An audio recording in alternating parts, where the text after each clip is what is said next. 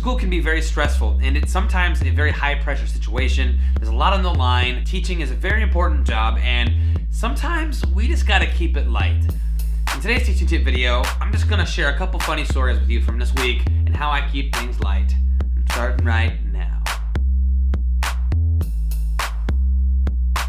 Teaching is such a high-stakes profession, and school, everything that goes on in a school, all the pressures, the testing, everything can be anxiety-provoking for you and the students.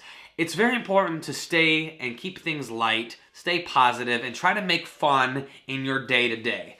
A couple funny things that happened to me this week I would like to share with you. Today, some of my students were working with these tubs that have a letter on it. This one was letter T specifically, and inside the tub there are various objects that start with the letter T. One of my students, she gets out this little tiny tube of toothpaste and goes, "Oh, look, it's this little tiny toothpaste. Mr. Thain, where did you get this tiny toothpaste?"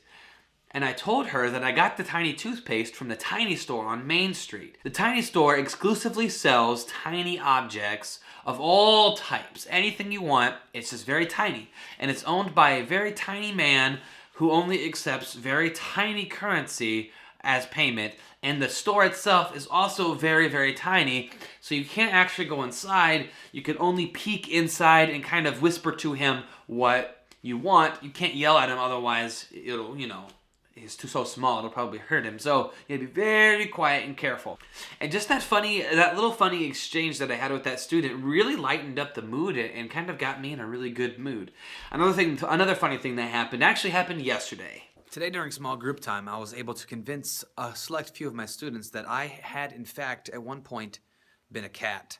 One of my students, in one of our math problems, they had to circle different shapes, and one of them was a dog food bowl. They were debating whether or not it was cat food or dog food. One of my boys said, "I've eaten cat food before." And I said, "Oh, me too. Problem is, when I ate too much of it, I turned into a cat." They didn't believe me, so I showed them a picture of bear, and then I told them the only way that I was able to turn back into a human is by eating human food, and I had them convinced.